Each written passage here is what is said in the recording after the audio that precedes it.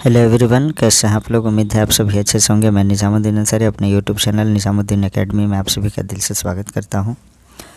आइए हम लोग देखते हैं सीटेट एग्ज़ाम को देखते हुए पिछले वर्ष पूछे गए सभी प्रश्नों का व्याख्या सहित उत्तर।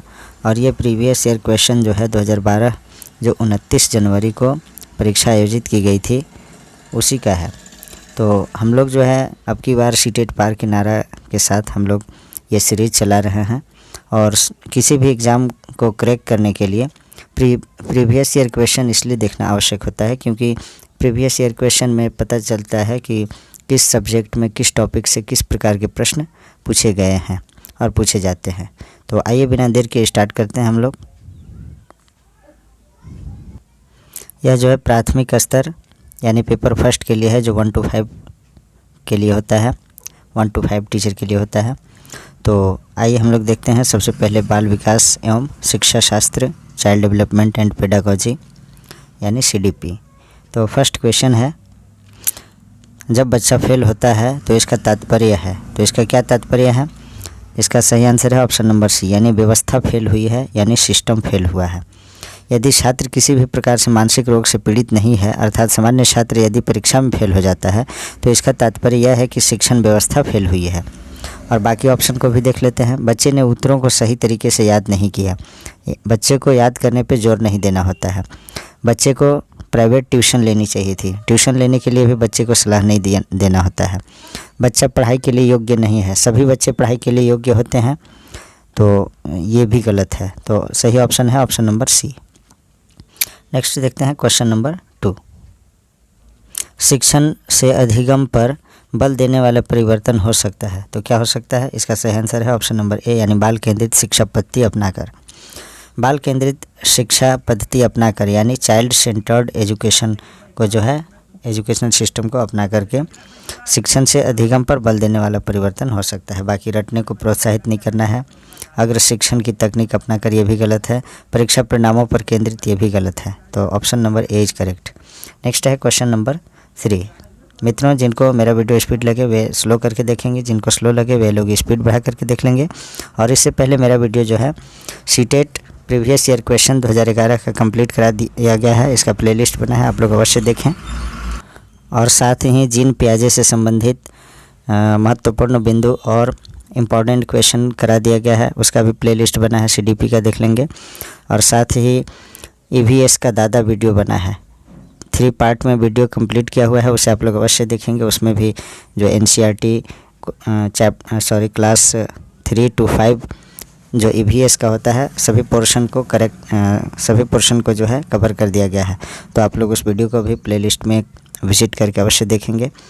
3rd नंबर क्वेश्चन है, बीजों का अंकुरन संकल्पना के शिक्षण की सबसे प्रभावी पद्धति है। तो कौन सा पद्धति प्रभावी है बीजों का अंकुरन संकल्पना के लिए?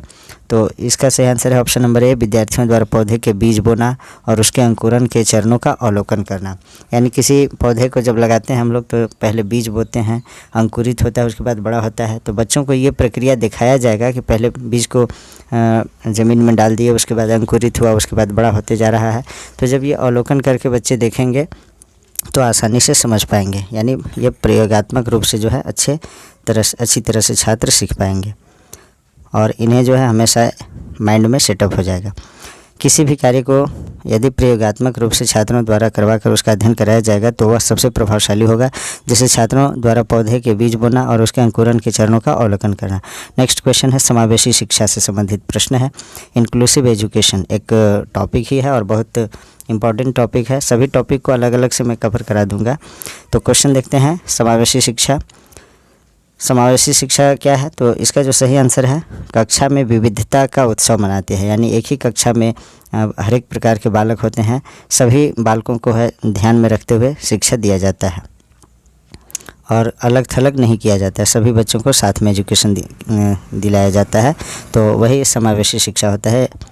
इसके बारे में देखते हैं। शिक्षा का समावेशीकरण यह बताता है कि विशेष शैक्षणिक आवश्यकताओं की पूर्ति के लिए एक सामान्य छात्र और एक दिव्यांग छात्र को समान शिक्षा प्राप्ति के अवसर मिलने चाहिए।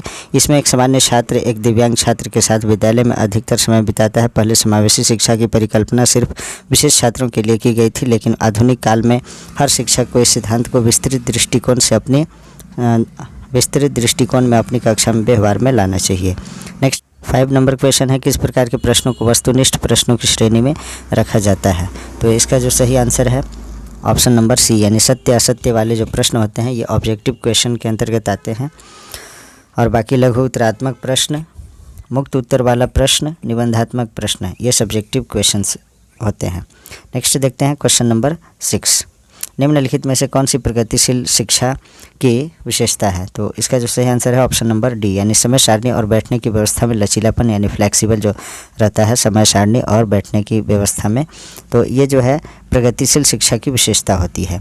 प्रगतिशील शिक्षा से तात्पर्य है कि प्रगतिशील शिक्षा से तात्पर्य है कि विषय वस्तु को समय सारणी के अनुसार पढ़ाने में लचीलापन एवं छात्रों के बैठने की व्यवस्था में लचीलापन लाना।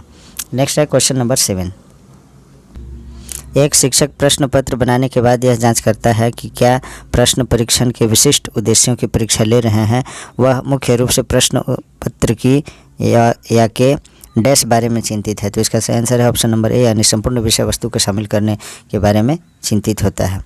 किसी शिक्षक के प्रश्न पत्र बनाने में उसका प्रमुख उद्देश्य होता है संपूर्ण विषय वस्तु को शामिल करना। नेक्स्ट क्वेश्चन देखते हैं क्वेश्चन नंबर 8, विवेचनात्मक शिक्षा शास्त्र का दृढ़ विश्वास है कि, तो क्या दृढ़ विश्वास है? इसका सही आंसर है ऑप्शन नंबर सी, यानी शिक्षार्थियों के अनुभव और प्रत्यक्ष महत्वपूर्ण होते हैं। विवेचनात्मक शिक्षा शास्त्र का यह मानना है कि छात्र कोई भी कार्य या विषय सीखने के लिए स्वयं क्रियाकलाप करे, चिंतन करे, तर्क करे और अपने अनुभवों को इस प्रकार से संगठित एवं समंजन करे ताकि सीखने में प्रत्यक्ष लाभ हो सके। नेक्स्ट क्वेश्चन है क्वेश्चन नंबर 9, विद्यालय आधारित आकलन मुख्य रूप से किस सिद्धांत पर आधारित है? तो इसका जो सही आंसर है ऑप्शन नंबर ए, अर्थात बाह्य परीक्षकों की अपेक्षा शिक्षक अपने शिक्षार्थियों की क्षमताओं को बेहतर जानते हैं। बाहर के जो परीक्षक आते हैं वे उतना नहीं जान पाते हैं जो विद्यालय के टीचर जानते हैं अपने छात्रों के बारे में। नेक्स्ट क्वेश्चन है क्वेश्चन नंबर 10,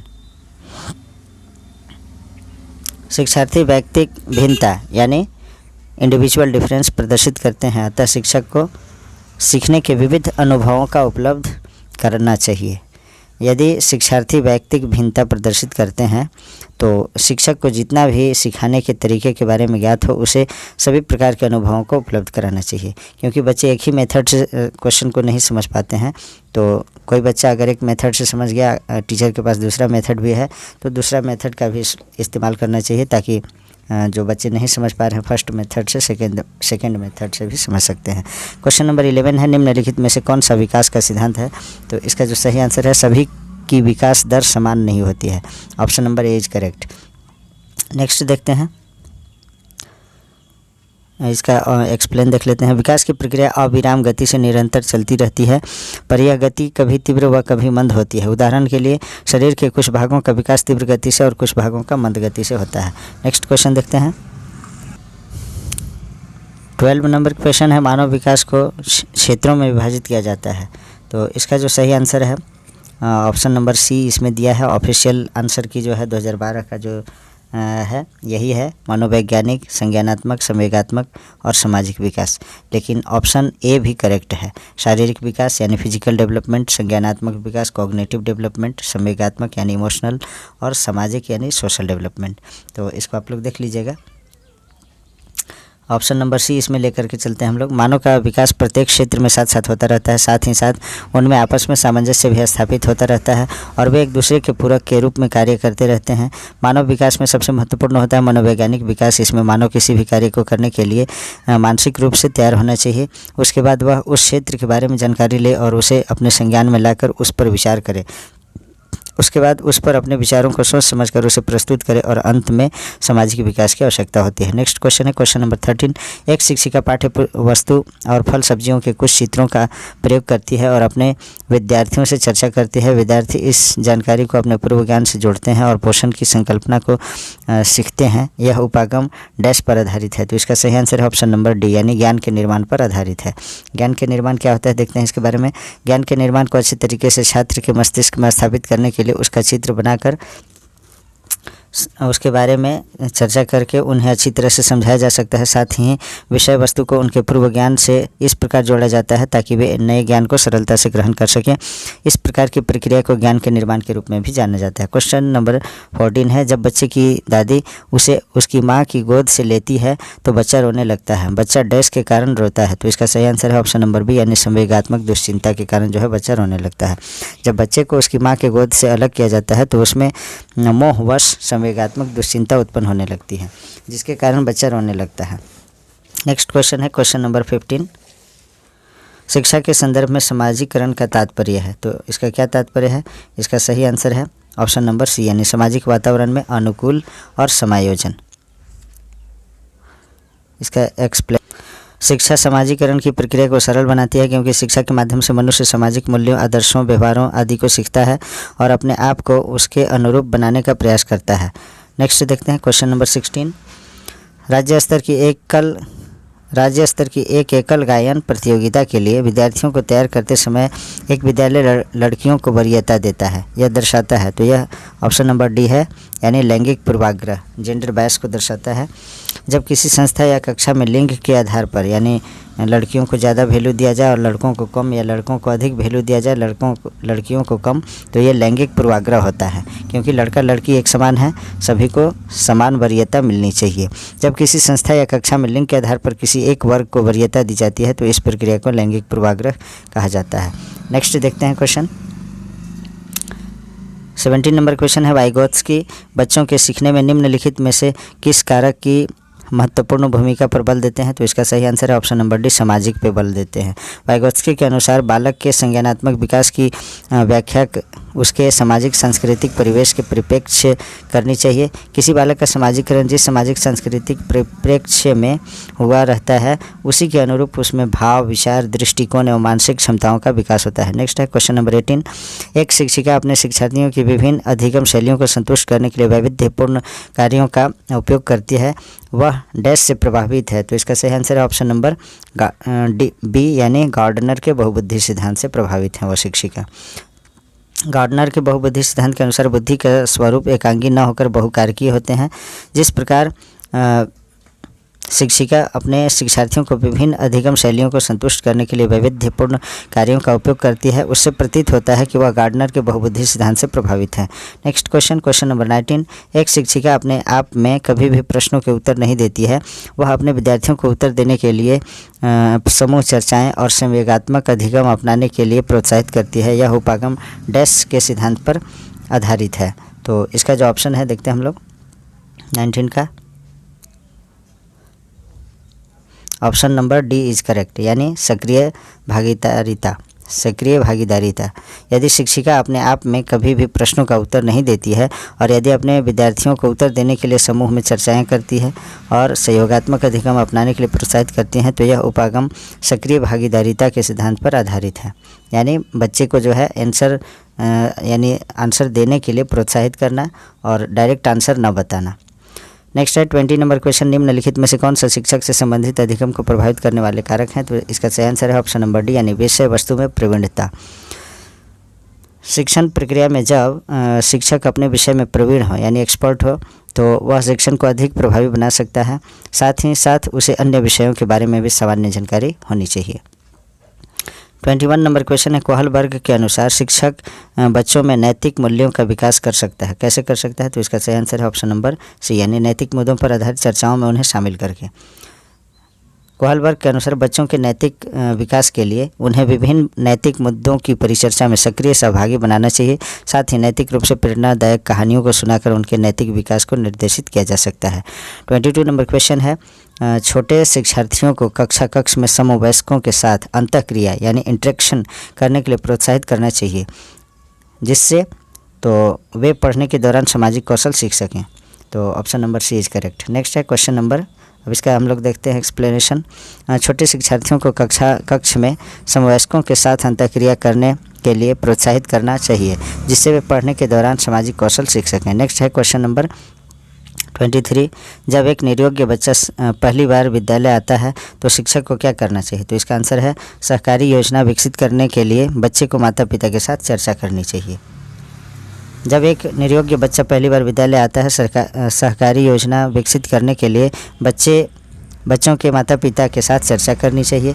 नेक्स्ट है 24 नंबर क्वेश्चन, पियाजे के संज्ञानात्मक विकास के चरणों के अनुसार इंद्रिय गामक यानी संवेदी प्रेरक जो 0 से 7 वर्ष की अवस्था होती है, 0 से 2 वर्ष की अवस्था होती है, संवेदी प्रेरक या इंद्रिय गामक अवस्था जो होती है इसके साथ संबंधित है। तो किसके साथ? तो इसका सही आंसर है ऑप्शन नंबर ए, अनुकरण, स्मृति और मानसिक निरूपण। मित्रों, मेरे चैनल पे आप लोग जीन पियाजे के जो सिद्धांत है उसके संबंधित जो भी मेन पॉइंट्स हैं और जीन पियाजे से रिलेटेड जो है क्वेश्चन आंसर मैं कराया हूँ, उसे आप लोग अवश्य देख लीजिएगा।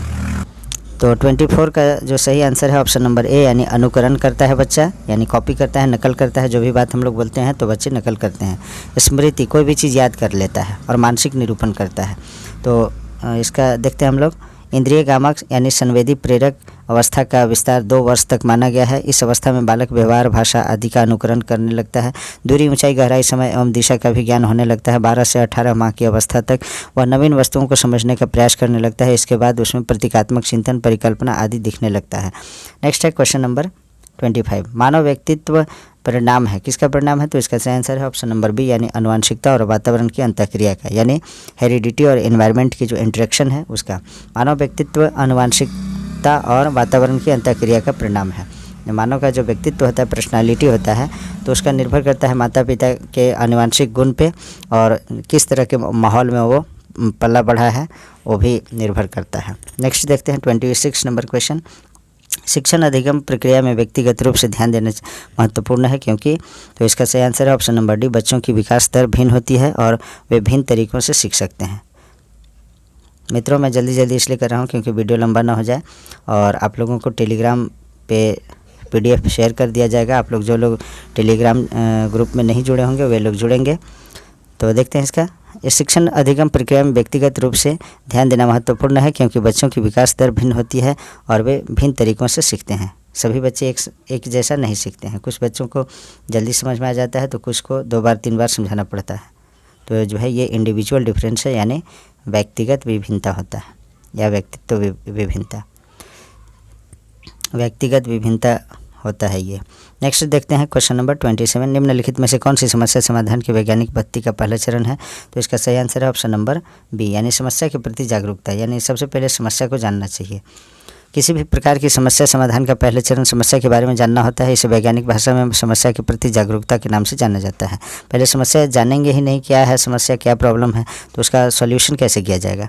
28 नंबर क्वेश्चन है, निम्नलिखित में से कौन सा सीखने का क्षेत्र है? तो इसका सही आंसर है ऑप्शन नंबर बी, यानी भावात्मक।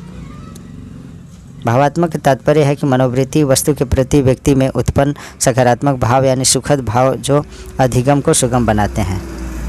29 नंबर क्वेश्चन है, जब बच्चा कार्य करते हुए उबने लगता है तो यह इस बात का संकेत है कि जब बच्चा कार्य करते हुए उबने लगता है तो इसका संकेत यह है कि संभवतः वह कार्य जो है बार बार हो रहा हो, यानी संभवतः कार्य यांत्रिक रूप से बार बार हो रहा हो। अगर बच्चे को एक ही प्रश्न दिया जाए, एक ही जो सीख गया वही सवाल दिया जाए बार बार, तो बच्चे उब जाते हैं, बोलते हैं सर मुझे दूसरा क्वेश्चन दीजिए, मुझे ये आ गया। तो बच्चे उब सा जाते हैं। एक ही कार्य को बार बार टीचर को नहीं देना चाहिए। जब बच्चा किसी कार्य को लगातार करता है तो कुछ समय बाद उसकी उस काम में रुचि खत्म हो जाती है, जिससे बच्चा उबने लगता है, जिसका आशय है कि कार्य यांत्रिक रूप से बार बार हो रहा हो। नेक्स्ट है क्वेश्चन नंबर 30, जो लास्ट क्वेश्चन है CDP का। प्रायः शिक्षार्थियों की त्रुटियां डैश की ओर संकेत करती है। तो इसका सही आंसर है ऑप्शन नंबर बी, यानी यांत्रिक अभ्यास की आवश्यकता। शिक्षार्थी सीखने में त्रुटि करते हैं यानी एरर करते हैं तब अधिक करते हैं जब वे उस कार्य को गलत तरीके से सीख रहे हैं। अगर वो अच्छी तरीके से नहीं सीख रहे हैं तो बार बार गलत कर सकते हैं। या अभ्यास नहीं करते हैं यानी प्रैक्टिस भी नहीं करेंगे तब भी वो गलत कर सकते हैं। या रुचि नहीं रखते होंगे, इंटरेस्ट नहीं होगा पढ़ाई में तभी, और आंतरिक प्रेरणा आदि की कमी हो। इसलिए सीखने में सबसे पहली आवश्यकता है कि सही तरीके से सीखा जाए, अर्थात यांत्रिक अभ्यास की आवश्यकता सबसे महत्वपूर्ण है। अब हम लोग देखते हैं भाग 2 में गणित यानी मैथमेटिक्स। क्वेश्चन नंबर 31 है, कक्षा 5 के विद्यार्थियों को समतल आकृतियों के क्षेत्रफल की संकल्पना से किसके द्वारा परिचित कराया जा सकता है? तो इसका जो सही आंसर है ऑप्शन नंबर डी, यानी विभिन्न वस्तुओं जैसे हथेली, पत्ती, पेंसिल आदि की सहायता से किसी भी आकृति में क्षेत्रफल को मापना। कक्षा 5 के विद्यार्थियों को समतल आकृतियों के क्षेत्रफल की संकल्पना में विभिन्न वस्तु का उपयोग किया जाए जो अपने दैनिक जीवन में सामान्यतः अपने आसपास देखते हों, जैसे हथेली, पत्ती, पेंसिल आदि की सहायता से किसी भी आकृति का क्षेत्रफल आदि। नेक्स्ट है क्वेश्चन नंबर 32, गणित में गणना करने संबंधी कौशलों को किसके द्वारा बढ़ाया जा सकता है? तो इसका सही आंसर है ऑप्शन नंबर ए, यानी कक्षा में अभ्यास के लिए क्रियाशील गतिविधियों का आयोजन करके। गणित में गणना करने संबंधी कौशलों को कक्षा में अभ्यास के लिए क्रियाशील गतिविधियों का आयोजन करके बढ़ाया जा सकता है। 33 नंबर क्वेश्चन है, कक्षा 3 के विद्यार्थियों को लंबाई की विभिन्न इकाइयाँ को पढ़ाने के लिए शिक्षक निम्नलिखित सामग्री कक्षा में ले जाएगा। क्या बच्चे ले जाएंगे? तो इसका जो सही आंसर है ऑप्शन नंबर ए, यानी विभिन्न लंबाइयों और इकाइयों वाले रूलर, फुट्टा जिसे बोलते हैं स्केल बोलते हैं हम लोग, नापने वाली छड़, नापने वाली पट्टी जो वास्तुकार द्वारा प्रयोग में लाई जाती है। तो इससे जो है बच्चे लंबाइयों को मापते हैं। कक्षा 3 के विद्यार्थी सामान्यतः लंबाई के इकाई से पूर्णतः परिचित नहीं होते हैं, अतः उन्हें लंबाई के इकाइयों के बारे में पढ़ाने के लिए दैनिक जीवन में उपयोग किए जाने वाले लंबाई व इकाइयों वाले रूलर, नापने वाली घड़ी, नापने वाली पट्टी आदि जैसी वस्तुओं का प्रयोग कर उन्हें लंबाई के इकाइयों के बारे में बताया जा सकता है। नेक्स्ट क्वेश्चन देखते हैं। 34 नंबर क्वेश्चन है, कक्षा 3 के विद्यार्थियों को संख्या पद्धति पढ़ाने का उद्देश्य है। क्या उद्देश्य है? तो इसका सही आंसर है ऑप्शन नंबर डी, यानी संख्याओं को सैकड़ा, दहाइयाँ और इकाइयों के समूह के रूप में देखना, स्थानीय मानों की सार्थकता को समझना, ये सभी जो है उद्देश्य हैं। कक्षा 3 के विद्यार्थियों को संख्या पद्धति पढ़ाने का उद्देश्य है कि संख्याओं को सैकड़ा, दहाइयों और इकाइयों के समूह में के रूप में देखना और स्थानीय मानों की सार्थकता को समझना। 35 नंबर क्वेश्चन है, सबसे उपयुक्त व्यूह रचना जिसका प्रयोग धनराशि के योग की कुशलता को आत्मसात करने के लिए किया जा सकता है डैश है। तो क्या है? इसका सही आंसर है ऑप्शन नंबर ए, यानी भूमिका निर्वाह, यानी रोल प्ले करना। नेक्स्ट है क्वेश्चन नंबर 36, एक शिक्षक आधार और स्थानीय मान की संकल्पना का विकास करते समय कक्षा में निम्नलिखित पहेली का प्रयोग करता है। मैं 8 दहाइयों और 4 इकाइयों से कम हूँ, इस गतिविधि का उद्देश्य है। तो इसका उद्देश्य है आधार 10 और स्थानीय मान की संकल्पना को दृढ़ करना। नेक्स्ट है क्वेश्चन नंबर 37, योग और व्यवकलन पर आधारित शब्दों में दिए गए सवालों को हल करने की विद्यार्थियों की दक्षता का आकलन करने के लिए आकलन के शीर्षक हैं। तो इसका जो सही आंसर है ऑप्शन नंबर डी, यानी सवाल का बोधन, निष्पादित की जाने वाली संक्रिया की पहचान, समस्या की गणितीय रूप में निरूपण, सवाल का समाधान और प्रस्तुतिकरण। नेक्स्ट देखते हैं हम लोग क्वेश्चन नंबर 38, सुश्री रीना दशमलव के गुणन की संकल्पना का शिक्षण करने के लिए एक ग्रिड गतिविधि का प्रयोग करती है। उसका एक नमूना नीचे दिया गया है, इस तरह से है 0.3 ये है और नीचे दिया गया है आपका 0.2। जब इसको मल्टीप्लाई करेंगे तो 0.06 आएगा। इस पद्धति के द्वारा सुश्री रीना जो है क्या करना चाहती है? तो इसका सही आंसर है संकल्पनात्मक ज्ञान और समस्या समाधान पर ज़्यादा बल दे रही है तथा प्रक्रमणशील ज्ञान पर कम। नेक्स्ट देखते हैं क्वेश्चन नंबर 39, भिन्न की योग संकल्पना के पाठ परियोजना बनाते समय शिक्षक पट्टी मोड़ने वाली गतिविधि का प्रयोग कर रहा है। जैसे ये पट्टी है तो इसको 1/2 कर दिया है, हाफ, और ये 4 भागों में बांट दिया गया है तो 1/4 हो गया, और इसको 8 भागों में तो 1/8 हो गया। तो उपर्युक्त गतिविधि है, तो ये किस प्रकार की गतिविधि है? तो इसका जो सही आंसर है ऑप्शन नंबर सी, यानी विषय वस्तु से पूर्व की गतिविधि है। इससे बच्चे लोगों को समझ में आएगा कि पेपर मोड़ करके, या फिर इस तरह से समझाया जाएगा कि ये एक पेपर का टुकड़ा लें और उसको जो है 2 भागों में मोड़ें बराबर बराबर, तो 1/2 हो जाएगा, और उसको 4 भागों में बराबर बराबर मोड़ेंगे तो 1/4 हो जाएगा। इसी प्रकार नेक्स्ट देखते हैं अब हम लोग 40 नंबर क्वेश्चन, कक्षा 4 के विद्यार्थियों को यह समझाने के लिए कि शेष हमेशा विभाजक से कम होता है, उचित उपागम है। तो इसका जो सही आंसर है ऑप्शन नंबर सी, अर्थात वस्तुओं को विभाजक के गुणजों में समूहीकृत करना और प्रदर्शित करना कि वस्तुओं की संख्या जो समूह में नहीं है विभाजक से कम है। तो इसका जो है option number C correct. Next है 41 नंबर क्वेश्चन देखते हैं, दी गई आकृति समान आकार के 5 वर्गों से मिलाकर बनी है। तो आकृति का क्षेत्रफल जो है 180 वर्ग सेंटीमीटर है। आकृति का परिमाप सेंटीमीटर में कितना होगा? तो जो है 1 सेंटीमीटर का ये है, तो ये जो है 180 सेंटीमीटर इसका जो है इन सभी का क्षेत्रफल है।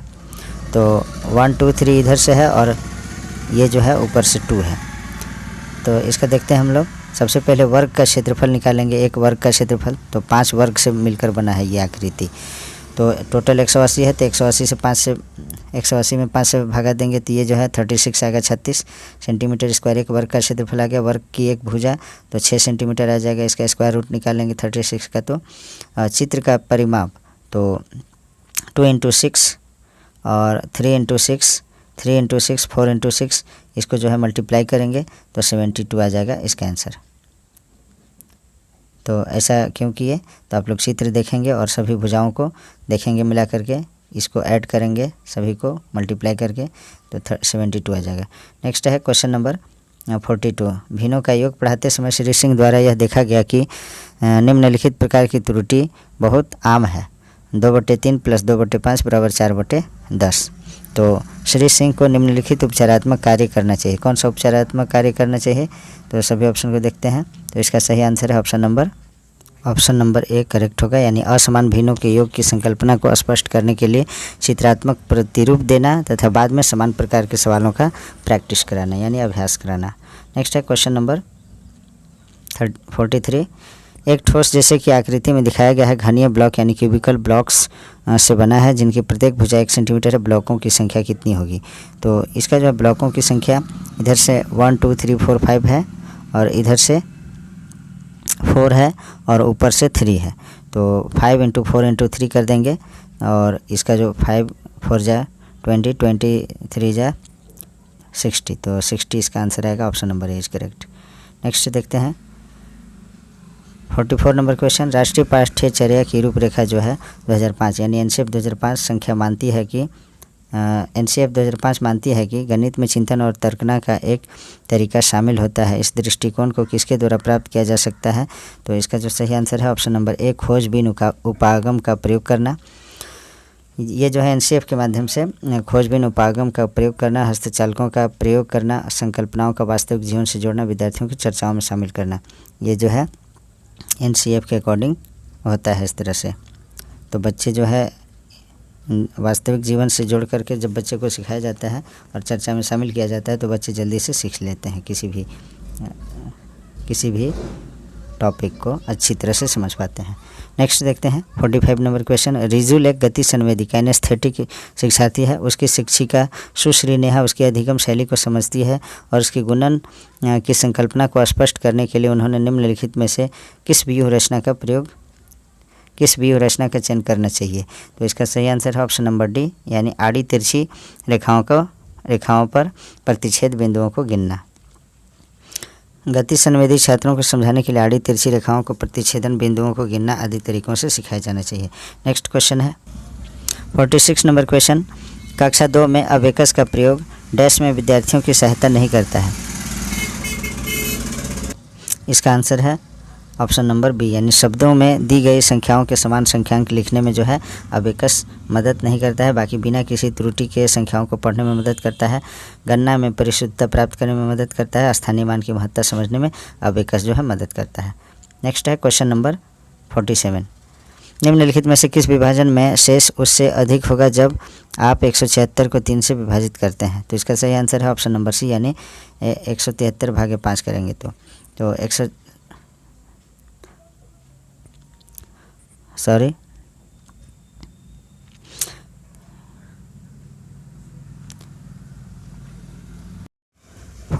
नंबर क्वेश्चन है। निम्नलिखित में से किस विभाजन में शेष उससे अधिक होगा जब आप 176 को 3 से विभाजित करते हैं, तो इसका जो सही आंसर है ऑप्शन नंबर सी, यानी 173/5, यानी 176 को 3 से भाग देने पर बचा शेष 2 और 173 को 5 से भाग देने पर शेष 3 बचेगा, तो 2 से अधिक होगा 3, तो option number C is correct. Next है question number 48। 500 centimetre plus 50 metre plus 5 kilometre, इन सभी को जो है मीटर में कन्वर्ट करना है। तो 500 सेंटीमीटर मतलब हुआ 5 मीटर और 50 मीटर ये 50 मीटर है ही, और 5 किलोमीटर यानी 5000 मीटर, तो इन सबको ऐड करेंगे तो ये आ जाएगा 50 यानी 5055 मीटर, तो इसका सही आंसर है ऑप्शन नंबर बी। नेक्स्ट देखते हैं क्वेश्चन नंबर 49, पैटर्न की पहचान करना, उन्हें पूरा करना प्राथमिक स्तर पर गणित की पाठ्यचर्या का एक अनिवार्य हिस्सा है क्योंकि। तो इसका सही आंसर है ऑप्शन नंबर सी, यानी यह विद्यार्थियों में सृजनात्मकता यानी क्रिएटिविटी को बढ़ाता है और संख्याओं तथा संक्रियाओं की विशेषताओं को समझने में उनकी सहायता करता है। नेक्स्ट देखते हैं क्वेश्चन नंबर 50, 63,606 में 6 के स्थानीय मानों का योगफल है। तो एक 6 जो है इकाई के स्थान पर है, इसका 6 होगा स्थानीय मान, और सैकड़ा के स्थान पर है इसका 600 होगा, और जो 10,000 के स्थान पे है तो उसका जो है 60,000 हो जाएगा। तो इन सबको ऐड करेंगे तो आ जाएगा 60,606। Option number D is correct. Next है 51 नंबर क्वेश्चन है 5,671 और उसके अंकों को पलट देने पर प्राप्त संख्या का अंतर है। तो कितना अंतर होगा, यानी 5,671 है और उसके संख्या को पलटेंगे 1 7 6 5, इतना माइनस करेंगे तो ये आ जाएगा आपका 3906, यानी option number C is correct. Next देखते हैं 52 नंबर क्वेश्चन है, नीचे दिए गए पैटर्न का अध्ययन कीजिए। 1 × 1 = 1, 11 × 11 = 1 to 1, और फिर है 1 1 3 टाइम्स है, तो यानी 111 × 111 1 2 3 2 1। तो इसी तरह से 1 1 5 टाइम्स रहेगा और उतने से गुना करेंगे, यानी 11,111 × 11,111, तो क्या आएगा, तो इसका सही आंसर है ऑप्शन नंबर डी, यानी 5 1 1 5 बार है तो 1 2 3 4 5 जाएगा और फिर 4 3 2 1 वापस आ जाएगा। तो पैटर्न के अनुसार जो है ऑप्शन नंबर डी करेक्ट होगा। नेक्स्ट है 53 नंबर क्वेश्चन, निम्नलिखित में से कौन सा सही है। तो इसका सही आंसर है ऑप्शन नंबर डी, यानी 1000 के प्रवर्ती का मतलब होता है एक अधिक और पूर्ववर्ती का मतलब होता है एक कम। तो 1000 का प्रवर्ती 1001 होगा और उसका पूर्ववर्ती फिर एक कम हो जाएगा, यानी 1001 में एक कम हो जाएगा तो 1000 आएगा आंसर। तो यही जो है स्टेटमेंट सही है। नेक्स्ट देखते हैं क्वेश्चन नंबर 54, एक दुकान में 239 खिलौने हैं, 70 और खिलौने लाए गए, उनमें से 152 बिक गए, बचे हुए खिलौनों की संख्या। तो 239 पहले से था और उसमें फिर 70 लाए गए, तो 239 + 70 किया जाएगा और 152 बिक गए तो घटा दिया जाएगा 152, तो ऑप्शन नंबर बी करेक्ट है। नेक्स्ट देखते हैं 55 नंबर क्वेश्चन, एक पेंसिल का मूल्य 2.5 रुपये है, अमित 1.5 दर्जन पेंसिल खरीदता है और दुकानदार को 100 रुपये का एक नोट देता है, उसे कितने रुपये वापस मिलेंगे। तो इसका जो सही आंसर है ऑप्शन नंबर सी, यानी 55 रुपये। कैसे होगा देखिए, 1.5 दर्जन पेंसिल का क्रय मूल्य, यानी 1.5 दर्जन पेंसिल मतलब हुआ 18 पीस पेंसिल, तो इसका क्रय मूल्य होगा 2.5 × 18, यानी एक दर्जन में जो है 12 पीस होता है, तो 1.5 दर्जन में 18, तो 18 × 2.5 गुना होगा तो ये 45 रुपीज़ आएगा। दुकानदार द्वारा वापस दिए गए रुपए, तो 100 रुपये का नोट दिया था अमित, तो 45 माइनस करके 55 रुपीज़ वापस करेगा दुकानदार। 56 नंबर क्वेश्चन है, 3759 × 9573 के गुणनफल में दहाई अंक और इकाई अंक का योगफल। तो इसको जब गुना करेंगे तो दहाई अंक आपका आ जाएगा 0 और इकाई अंक 7, तो इन दोनों को ऐड करेंगे तो 7 आएगा answer, option number D is correct. Next है क्वेश्चन नंबर 57, 2:58 PM यानी अपराह्न से 4 घंटे 59 मिनट पहले क्या समय है। तो इसका सही आंसर है ऑप्शन नंबर डी। कैसे है तो देखते हैं, 2:58 PM जो है इसको 14:58 रेलवे टाइम हो जाएगा। 2:58 PM से 4 घंटे 59 मिनट पहले, तो 14:58 - 4 59 माइनस करेंगे तो ये आएगा 9:59 AM। तो option number D is correct. Next है 58 नंबर क्वेश्चन, 19,000 + 19 सैकड़े + 19 इकाइयाँ डैश के बराबर है। तो 19,000, तो 19 × 1000 करेंगे तो 19,000 आएगा, और 1900, तो 19 में 100 से गुना करेंगे तो 1900 आ जाएगा। फिर 19 इकाई यानी 19 × 1 तो 19 आएगा सिर्फ। तो इन सभी को ऐड करेंगे तो यहाँ जो है आ जाएगा 20,919। नेक्स्ट देखते हैं क्वेश्चन नंबर 59, यदि 56756 को 567 से विभाजित किया जाता है तो भागफल होगा, तो कितना होगा। इसका सही आंसर है ऑप्शन नंबर बी। इसको भाग लगा के देख सकते हैं आप लोग, तो option number B is correct. 60 number question है, 1/2 में कितने 1/8 हैं। तो इसको 1/2 × सॉरी 1/2 डिवाइडेड बाई 1/8 करेंगे तो 1/2 इंटू मल्टीप्लाई में चेंज होएगा, 1/8 है तो 8/1 हो जाएगा। इसको कट करेंगे, 2 1 जा 2, 2 4 जा 8, तो 4 1 जा 4 यानी 4 आंसर आएगा। Option number A is correct. Next है, अब हम लोग यहाँ से पर्यावरण अध्ययन देखते हैं, यानी इन्वायरमेंटल स्टडीज यहाँ से देखते हैं। 61 नंबर क्वेश्चन है, भारोत्तोलकों को प्रायः ज़्यादा मांसपेशियाँ और बॉडी मांस बनाने की आवश्यकता होती है। इस उद्देश्य के लिए उन्हें ऐसा आहार लेने की आवश्यकता है जो डैश से भरपूर है। तो इसका सही आंसर है ऑप्शन नंबर डी, यानी प्रोटीन से भरपूर होना चाहिए। भारोत्तोलक जो है, जो वेट लिफ्टर कहलाते हैं, को प्रायः ज़्यादा मांसपेशियाँ और बॉडी मास बनाने की आवश्यकता होती है। इसके लिए उन्हें ऐसे आहारों का सेवन करना चाहिए जिसमें प्रोटीन भरपूर हो। 62 नंबर क्वेश्चन है, रेखा की मां डैश के लिए रोजाना तालाब से लाए पानी में फिटकरी डालती है। तो इसका आंसर है ऑप्शन नंबर ए, हल्के निलंबित अपद्रव्यों को अवसादित करने के लिए। नेक्स्ट देखते हैं क्वेश्चन नंबर 63, खाद्य श्रृंखला की संकल्पना को पढ़ाने में विद्यार्थियों की अधिकतम भागीदारिता के लिए निम्नलिखित में से कौन सी शिक्षण व्यूह रचना सबसे प्रभावी है। तो इसका सही आंसर है ऑप्शन नंबर बी, जीवों के प्ले कार्ड्स बनाना चाहिए और विद्यार्थियों के समूह को विभिन्न खाद्य श्रृंखलाओं को समझते हुए उन्हें व्यवस्थित करने के लिए कहना चाहिए। नेक्स्ट है क्वेश्चन नंबर 64, रेत और नमक के मिश्रण को पृथक करने के लिए प्रक्रियाओं के लिए निम्नलिखित 4 क्रमों में से किसका उपयोग किया जाना चाहिए। तो इसका सही आंसर है ऑप्शन नंबर डी, यानी निस्यंदन, निस्तारण, वाष्पन और साधन। रेत और नमक के मिश्रण को अलग करने के लिए प्रक्रियाओं के 4 क्रमों का प्रयोग किया जाता है जो निम्नलिखित है। पहले निस्यंदन, निस्तारण, वाष्पन और साधन। 65 नंबर क्वेश्चन है, एक विज्ञान शिक्षक श्वसन प्रकरण पढ़ाने के बाद परीक्षा का आयोजन करती है और यह देखती है कि अधिकांश विद्यार्थी श्वसन और सांस लेने यानी श्वसन और सांस लेने के बीच अंतर को नहीं समझ पाते हैं। यह किसके कारण हो सकता है। तो इसका सही आंसर है ऑप्शन नंबर डी, यानी वह कक्षा में प्रभावी तरीके से संबंधित संकल्पना को व्याख्या नहीं कर सकी। टीचर जो है अच्छी तरह से व्याख्या नहीं कर पाए, जिसके वजह से बच्चे श्वसन और सांस लेने में अंतर को नहीं स्पष्ट समझ पाते हैं। 66 नंबर क्वेश्चन है, निम्नलिखित में से भोजन बनाने का कौन सा तरीका अच्छा नहीं है। तो इसका सही आंसर है ऑप्शन नंबर डी, यानी सब्जियों को अच्छी तरह से धोना और फिर काटना। तो सबसे पहले जो है भोजन बनाने का सबसे अच्छा तरीका यह है कि सबसे पहले सब्जी को अच्छी तरह से धो लेना चाहिए, उसके बाद काटना चाहिए। तो ऑप्शन नंबर डी करेक्ट है। नेक्स्ट देखते हैं क्वेश्चन नंबर 67, पर्यावरण अध्ययन की शिक्षिका वायु प्रकरण यानी वायु टॉपिक को पढ़ाते समय यह प्रदर्शित करना चाहती है कि वायु में भार होता है और वह जगह घेरती है। उसकी सहयोगी इस उद्देश्य के लिए उसे निम्नलिखित 4 भिन्न गतिविधियाँ सुझाते हैं। तो उपर्युक्त गतिविधियों में से कौन सी गतिविधियां वांछनीय परिणामों को प्रदर्शित करेगी। तो इसका सही आंसर है ऑप्शन नंबर ए, यानी ए और डी जो है, यानी खाली उल्टा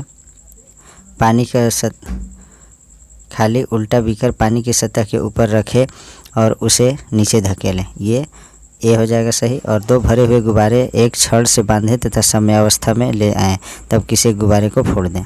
तो option number A is correct. Next है 68 नंबर क्वेश्चन, वायु प्रदूषण प्रकरण पढ़ाने के लिए 4 अलग अलग विज्ञान शिक्षक 4 तरह की शिक्षण पद्धतियाँ अपनाते हैं। तो निम्नलिखित में से कौन सी पद्धति सबसे ज़्यादा उचित है। तो इसका जो सही आंसर है ऑप्शन नंबर बी, विद्यार्थियों से कहना कि वे दीपावली से पहले और बाद में वायु के नमूने इकट्ठे करें और उनकी गुणवत्ता का अध्ययन करते हुए निष्कर्षों का सारणीकृत करें।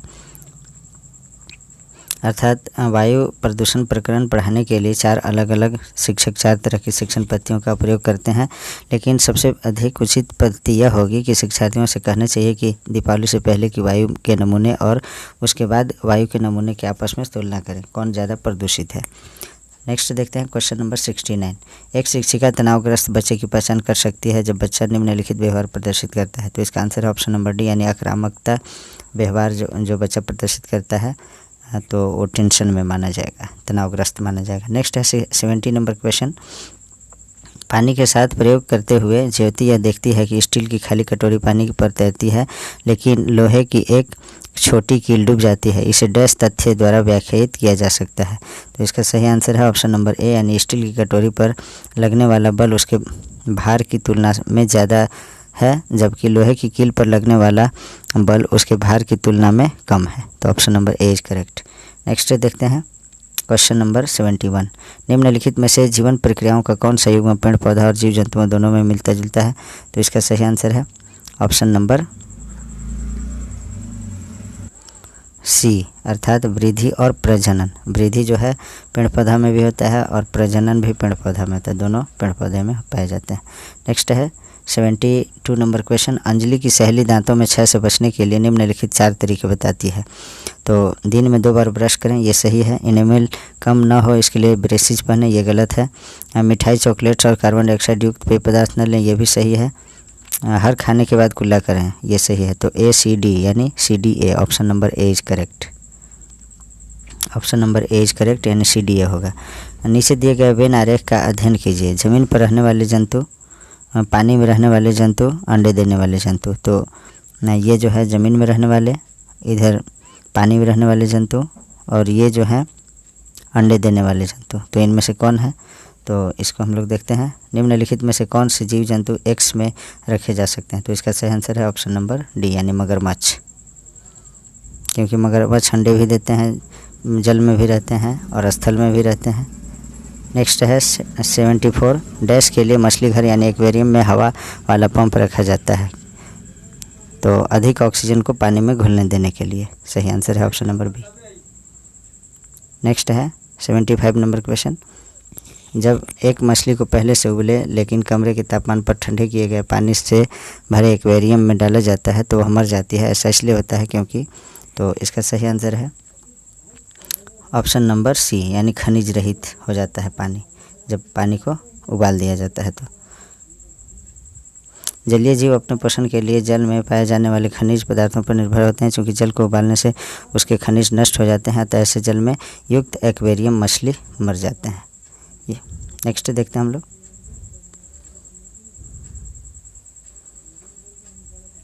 क्वेश्चन नंबर 76 है, निम्नलिखित में से कौन सा चांद की सतह की विशेषताओं के बारे में सबसे अच्छा वर्णन करता है? तो इसका सही आंसर है ऑप्शन नंबर बी यानी पानी नहीं है और गहरे गड्ढे हैं, वहाँ ऊंचे पहाड़ हैं चंद्रमा पर।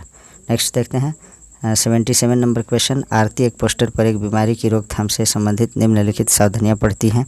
तो इसका क्या है? अपने आसपास पानी को जमा न होने दें, पानी के बर्तनों, कूलरों और टंकियों को साफ रखें। यदि कुछ जगहों पर पानी इकट्ठा हो जाता है तो तेल का छिड़काव करें। स्वयं को बचाव के लिए जाली का प्रयोग करें। पोस्टर का उद्देश्य है डैश के फैलने के बारे में जागरूकता पैदा करना। तो इसका सही आंसर है ऑप्शन नंबर डी यानी जापानी मस्तिष्क ज्वर और डेंगू, यानी जो है मच्छर से ये फैलते हैं, तो मच्छर को रोकने के लिए इस तरह के सावधानियाँ बरतना चाहिए जो ऊपर में पोस्टर में दिया गया है, जो स्टेटमेंट में दिया है ABCD में। नेक्स्ट देखते हैं क्वेश्चन नंबर 78, निम्नलिखित में से कौन से शब्द समूह आपस में निकटतम रूप से संबंधित है? तो इसका सही आंसर है ऑप्शन नंबर बी लौह, हीमोग्लोबिन, एनीमिया, आंवला। लौह, हीमोग्लोबिन, एनीमिया, आंवला एक ही समूह से निकटतम रूप है, क्योंकि हीमोग्लोबिन की कमी से एनीमिया रोग होता है और आंवला में आयरन अधिक पाया जाता है। तो option number B is correct. Next है 79 नंबर क्वेश्चन, अभिभावक शिक्षक अंतःक्रियाओं को उपलब्ध कराने का मुख्य उद्देश्य है? तो इसका सही आंसर है ऑप्शन नंबर ए पुनर्बलन और सुधार के लिए बच्चे की योग्यताओं और कमजोरियों के बारे में चर्चा करना।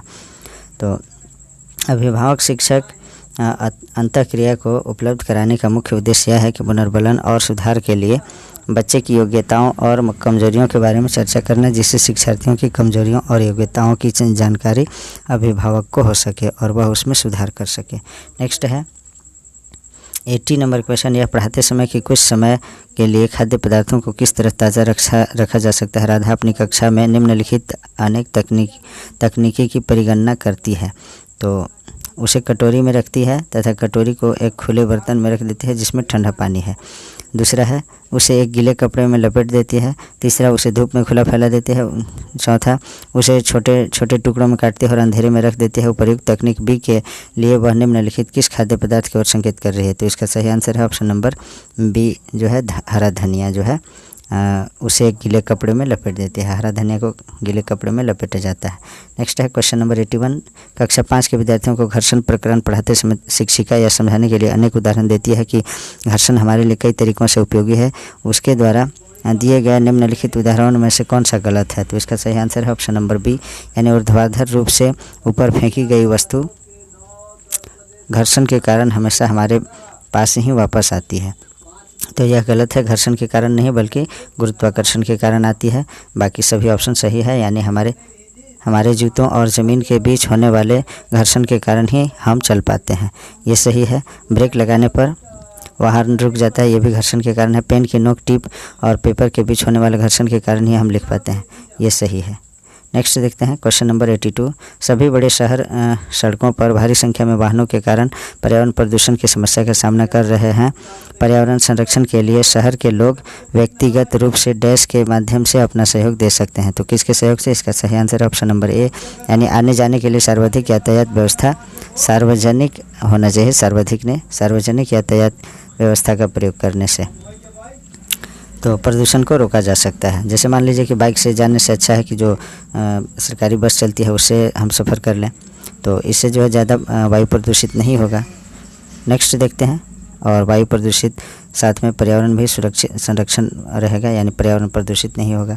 नेक्स्ट है 83 नंबर क्वेश्चन। कक्षा 5 का समीर अक्सर समय पर पर्यावरण अध्ययन की शिक्षिका के पास दत्त कार्य यानी होमवर्क यानी होम असाइनमेंट जो है जमा नहीं कराता है। इससे निपटने का सर्वोत्तम सुधारात्मक उपाय हो सकता है, तो कौन सा? इसका सही आंसर है ऑप्शन नंबर बी, यानी अनियमितता के कारण का पता लगाना और समीर को परामर्श देना। Option number B is correct.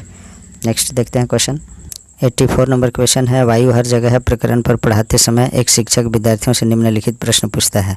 तो मृदा में वायु है? क्या पानी के अंदर वायु है? क्या हमारे शरीर में वायु है? क्या हमारी हड्डियों में वायु है? शिक्षक शिक्षार्थियों में निम्नलिखित में से कौन सा कौशल विकसित करने का प्रयास कर रहा है? तो इसका जो सही आंसर है ऑप्शन नंबर सी, यानी अवलोकन कौशल विकसित करने का प्रयास कर रही है शिक्षिका। तो नेक्स्ट देखते हैं क्वेश्चन नंबर 85। एक कक्षा में औसत से कम वाले विद्यार्थी हैं, उन्हें अन्य विद्यार्थियों के समान लाने के लिए निम्नलिखित में से कौन सी व्यूह रचना सबसे प्रभावी होगी? तो इसका जो सही आंसर है ऑप्शन नंबर ए, अर्थात उनके अधिगम के कमज़ोर क्षेत्रों की पहचान करना और उसके अनुसार सुधारात्मक उपाय उपलब्ध कराना। पहले बच्चे को देखना है कि किस विषय में कितना कमज़ोर है, तो उसके अकॉर्डिंग जो है उसको सुधारात्मक रिमेडियल टीचिंग किया जाएगा। नेक्स्ट है 86 नंबर क्वेश्चन। एक संतुलित प्रश्न पत्र बनाने के लिए निम्नलिखित चरणों के क्रम में कौन सा सही तरीका है? तो इसका जो सही आंसर है ऑप्शन नंबर डी, यानी डिज़ाइन तैयार करना, ब्लूप्रिंट तैयार करना, प्रश्न लिखना और उनका संपादन करना, लास्ट में अंक योजना लिखना। नेक्स्ट देखते हैं क्वेश्चन नंबर 87। एक कक्षा के अनुभाग अ को पेट्रोलियम और कोयले के भंडारों में रिक्तीकरण प्रकरण पढ़ाने के लिए मल्टीमीडिया कैप्सूल का प्रयोग किया गया है, जबकि अनुभाग ब को ग्रीन बोर्ड पर आरेख बनाते हुए पढ़ाया गया है। तो बाद में यह पाया गया कि अनुभाग अ के विद्यार्थियों ने एक बेहतर सीमा तक प्रकरण को समझ लिया।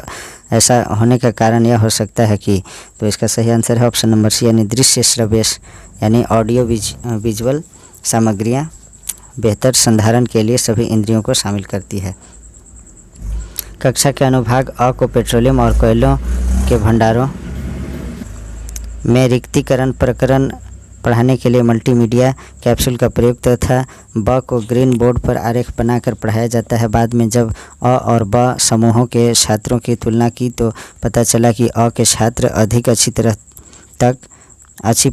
तरह तक प्रकरण को समझ लेते हैं। इसका मुख्य कारण यह है कि दृश्य श्रव्य सामग्रियाँ बेहतर संधारण के लिए सभी इंद्रियों को शामिल करते हैं। अर्थात जब हम लोग किसी वीडियो को देख करके कोई कंटेंट को समझते हैं तो आसानी से समझ में आ जाता है, क्योंकि अगर वो 3D पिक्चर में रहेगा या फिर तो वो आसानी से समझ में आ जाता है। 3 डायमेंशनल फिगर के माध्यम से रहेगा तो, और एनिमेशन से रहेगा तो भी आसानी से समझ में आ जाता है, क्योंकि देखने से जो है अच्छी तरह से याद हो जाता है और सिर्फ सुनने से बहुत ज़्यादा याद नहीं होता है। तो नेक्स्ट है 88 नंबर क्वेश्चन। कक्षा में पोषण प्रकरण का परिचय अधिक प्रभावी तरीके से देने के लिए एक शिक्षक को क्या करना चाहिए? तो इसका सही आंसर है ऑप्शन नंबर ए, यानी विद्यार्थियों को अपने टिफ़िन बॉक्स खोलने और उसकी सामग्री भोजन को देखने के लिए कहना चाहिए तथा बाद में शिक्षक को उसके बारे में व्याख्या करनी चाहिए। तो भोजन में क्या है, तो वो कहाँ से प्राप्त होता है, इसके बारे में चर्चा करनी चाहिए। नेक्स्ट है 89 नंबर क्वेश्चन। शामिल करना, इंगेज, खोजबीन करना, एक्सप्लोर, व्याख्या करना, एक्सप्लेन, विस्तार देना, एलाबोरेट, मूल्यांकन करना, इवेल्युएट। विज्ञान के प्रभावी शिक्षण से जुड़े 5 महत्वपूर्ण E5 है, यहाँ E5 होना चाहिए। अंकुरण के लिए आवश्यक स्थितियाँ की संकल्पना से जुड़े व्यवहारिक अनुभवों को विद्यार्थियों को उपलब्ध कराते समय एक विज्ञान शिक्षक उनसे निम्नलिखित गतिविधियां करने के लिए कहती है।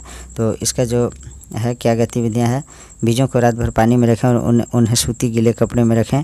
2 दिन बाद बीजों का अवलोकन करें और आए परिवर्तनों को रिकॉर्ड करें। पुस्तक पढ़ें और दिए गए कार्यपत्रक यानी वर्कशीट का काम करें। तो इसका जो सही आंसर है ऑप्शन नंबर सी यानी एंगेज और एक्सप्लोरर। नेक्स्ट देखते हैं 19 नंबर क्वेश्चन है, भारत में समृद्ध वनस्पति जात और प्राणी जात के बारे में पढ़ाने के बाद विद्यालय द्वारा प्राथमिक कक्षाओं के विद्यार्थियों को रणथंभौर राष्ट्रीय उद्यान ले जाया जाता है। यह डैश में विद्यार्थियों की सहायता करेगा। तो इसका सही आंसर है कक्षीय अधिगम की वास्तविक जीवन स्थितियों के साथ जोड़ने में। Option number A is correct. Next है, अब हम लोग हिंदी देखते हैं और यहाँ जो है हिंदी के भी 30 प्रश्न हैं। एक से अधिक भाषाओं का प्रयोग किसके लिए किया जाता है? तो ऑप्शन नंबर सी यानी संज्ञानात्मक विकास में सहायक होता है, कॉग्निटिव डेवलपमेंट में सहायक होता है। एक से अधिक भाषाओं का प्रयोग हमारे संज्ञानात्मक विकास में सहायक होता है। इससे बहुमुखी व्यक्तित्व का विकास होता है, साथ ही साथ ज्ञान में अभिवृद्धि भी यानी वृद्धि भी होती है।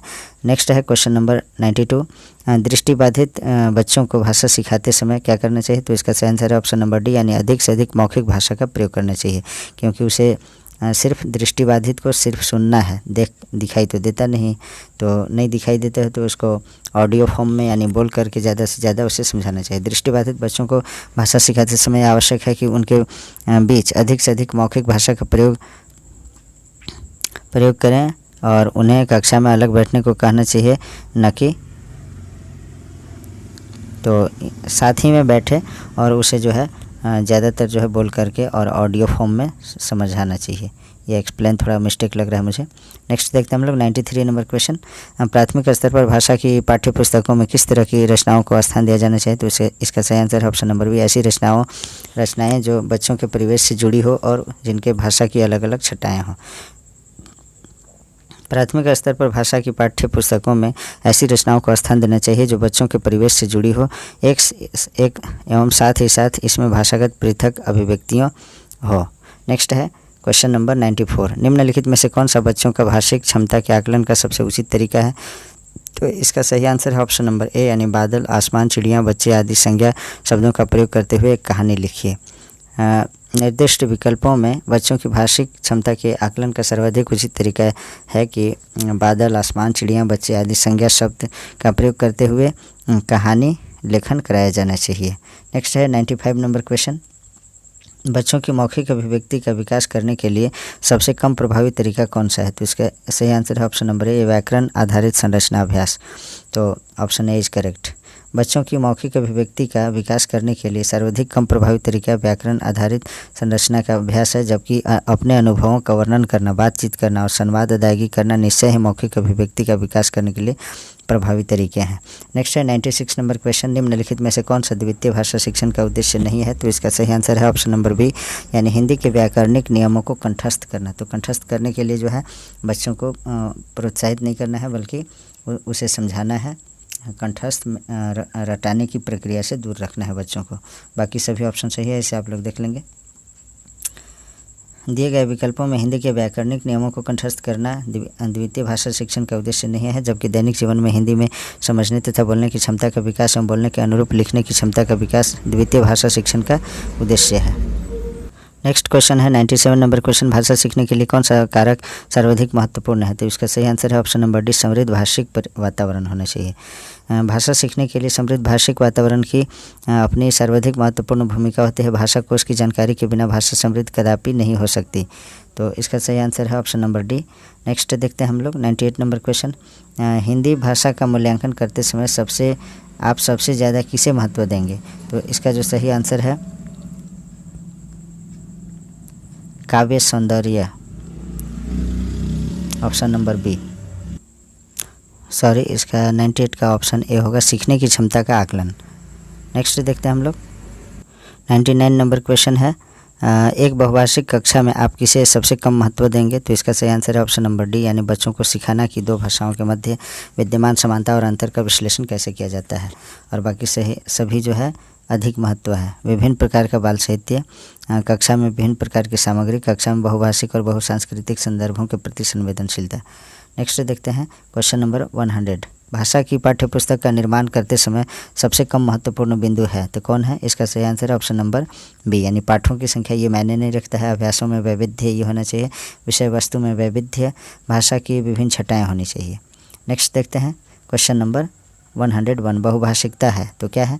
ऑप्शन नंबर सी, यानी भाषा सीखने में एक महत्वपूर्ण संसाधन के रूप में है।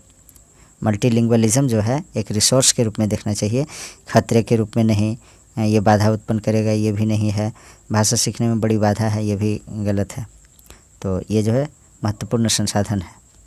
नेक्स्ट है भाषा है तो क्या है? ऑप्शन नंबर बी, यानी एक नियमबद्ध व्यवस्था है।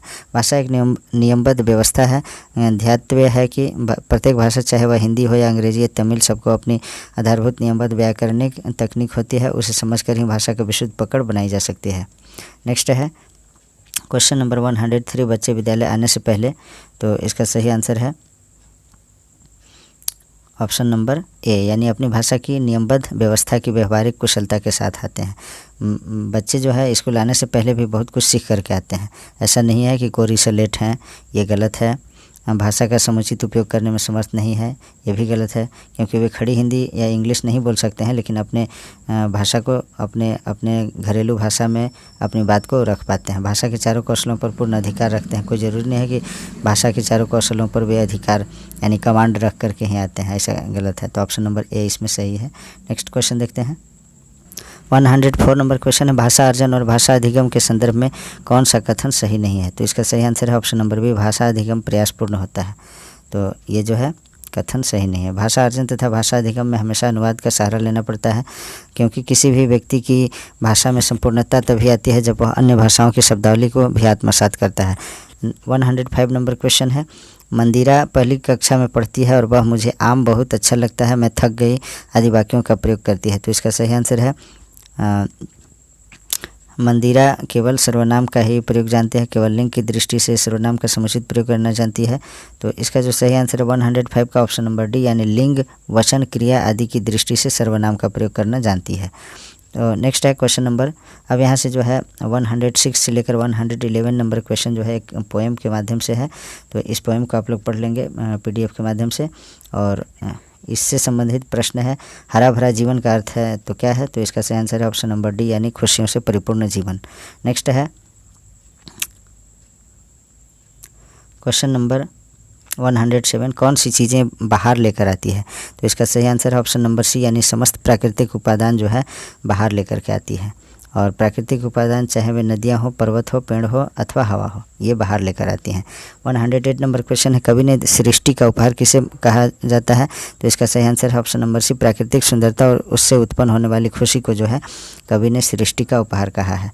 नेक्स्ट है क्वेश्चन नंबर 109, कवि यह संदेश देना चाहता है कि जीवन में सब बेकार है, पर्यावरण संरक्षण में ही जीवन संभव है, प्रकृति में पेड़ पौधे, नदियाँ, पर्वत शामिल हैं, चंदन के पेड़ लगाने चाहिए। तो इसका सही आंसर है ऑप्शन नंबर बी, पर्यावरण संरक्षण में ही जीवन संभव है, क्योंकि पर्यावरण शुद्ध रहेगा तो हम भी स्वस्थ रह सकते हैं, और नहीं तो हम लोग भी कई तरह के बीमारियों से पीड़ित हो सकते हैं। 110 नंबर क्वेश्चन है जग से तुम और तुम से है प्यारा संसार पंक्ति के माध्यम से कवि कहना चाहता है कि, तो क्या कहना चाहता है? इसका सही आंसर है ऑप्शन नंबर ए, व्यक्ति और संसार डैश दोनों का अस्तित्व एक दूसरे पर निर्भर करता है, ये है।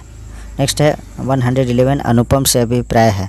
तो इसका सही आंसर है ऑप्शन नंबर डी, यानी जिसकी उपमा न दी जा सके उसे अनुपम कहते हैं। नेक्स्ट है क्वेश्चन नंबर 112 से लेकर 120 तक जो है एक पैसेज है गद्यांश, और इसको पढ़ करके और जवाब देना है। तो देखते हैं हम लोग, ये पैसेज है, आप लोग PDF के माध्यम से देख लीजिएगा। समस्याओं का हल खोजने पर आधारित अध्ययन किस विषय से जुड़ा हुआ था? तो इसका सही आंसर है ऑप्शन नंबर बी, समस्याओं का हल खोजने पर आधारित अध्ययन गणित से जुड़ा हुआ था, अकॉर्डिंग टू पैसेज के अनुसार। देख लेंगे आप लोग, किन बच्चों ने सवाल हल करने में मौखिक गणना का ज़्यादा प्रयोग किया? क्वेश्चन नंबर 113 का है। तो इसका सही आंसर है ऑप्शन नंबर डी, यानी जो दुकानदारी करते हैं वे बच्चे सवाल हल करने में मौखिक गणना ज़्यादा प्रयोग कर लेते हैं, और करेक्ट भी ज़्यादातर जो है वे बिना कलम पेन उठाए हैं, कलम कॉपी उठाए हैं वे लोग हिसाब कर लेते हैं, यानी जोड़ घटाव कर लेते हैं। ऐसे बच्चे जो दुकानदारी करते थे, प्रश्नों को हल करने में मौखिक गणना का ज़्यादा प्रयोग किया, क्योंकि दुकानदारी में सामान देने में शीघ्रता होती है, अतएव सामान के आधार पर तुरंत मूल्य की गणना कर ली जाती है। नेक्स्ट है 114 नंबर क्वेश्चन, अनुच्छेद के आधार पर कहा जा सकता है कि, क्या कहा जा सकता है? तो इसका सही आंसर है बच्चे रोज़मर्रा के जीवन में काम आने वाली दक्षताओं को स्वतः ही हासिल कर लेते हैं। नेक्स्ट है क्वेश्चन नंबर 115, दुकानदार बच्चे हिसाब लगाने में प्रायः गलती नहीं करते, क्योंकि वे कभी भी गलती नहीं करते, गलती का असर उनके काम पर पड़ता है। यही ऑप्शन सही है, ऑप्शन नंबर बी। इससे उन्हें माता पिता की डांट पड़ेगी, वे जन्म से ही बहुत दक्ष हैं, ये भी नहीं है, तो option number B is correct. Next देखते हैं क्वेश्चन नंबर 116, जो दक्षताएं हमारे दैनिक जीवन में काम नहीं आती है उनमें हमारा प्रदर्शन अक्सर क्या अच्छा खराब होता रहता है। जब हम यह समझते हैं कि अमुक कार्य को करने से या सीखने से भविष्य में कोई लाभ नहीं मिलेगा, तो उसमें हमारा प्रदर्शन मिले जुले रूप में ही बना रहता है। नेक्स्ट है 117 नंबर क्वेश्चन, अनुच्छेद के आधार पर बताइए कि सामाजिक और सांस्कृतिक परिवेश ज्ञान को क्या करता है? तो इसका सही आंसर है ऑप्शन नंबर बी, यानी बनाने में मदद भी करता है और उसे संकुचित सीमित भी कर सकता है। नेक्स्ट है इसका एक्सप्लेन देखते हैं। मानव एक सामाजिक प्राणी है और वह अगल बगल के सामाजिक सांस्कृतिक परिवेश सतत ग्रहण करता है तथा उसके अनुसार ही संकुचित या विस्तृत आचरण को प्रकट करता है। नेक्स्ट है 118 नंबर प्रश्न, ईक प्रत्यय का उदाहरण है, तो इसका सही आंसर है सांस्कृतिक, ऑप्शन नंबर ए। ईक प्रत्यय का मतलब हुआ कि किसी शब्द के अंत में जुड़ करके कोई नया शब्द बन जाता है, तो प्रत्यय होता है, और जो किसी शब्द से पहले जुड़ करके नया शब्द बनता है वह उपसर्ग होता है। तो ईक प्रत्यय का उदाहरण दिए गए विकल्पों में सांस्कृतिक होगा। इसी प्रकार अन्य उदाहरण ईक प्रत्यय से संबंधित है मौखिक, मानसिक, नैसर्गिक, तार्किक, प्रारंभिक इत्यादि। नेक्स्ट क्वेश्चन है क्वेश्चन नंबर 119, मन गणित का अर्थ है, क्या अर्थ है? तो इसका सही आंसर है ऑप्शन नंबर डी, यानी मन ही मन हिसाब लगाना, यह मन गणित कहलाता है। मन गणित का आशय मन ही मन हिसाब लगाने से है। प्रायः सामान्य लोग कोई हिसाब हल करने हेतु अपने मन में ही गुना भाग कर लेते हैं। नेक्स्ट है 120 नंबर क्वेश्चन, जो लास्ट क्वेश्चन है, संयुक्त क्रिया का उदाहरण है, तो इसका जो सही आंसर है ऑप्शन नंबर डी, यानी अध्ययन किया गया, यह जो है संयुक्त क्रिया का उदाहरण है। तो नेक्स्ट आज जो है मेरा यहीं तक ख़त्म होता है, और इंग्लिश के लिए स्पेशल वीडियो बनेगा। Please like, comment, share and subscribe our YouTube channel Nizamuddin Academy. Thanks for watching.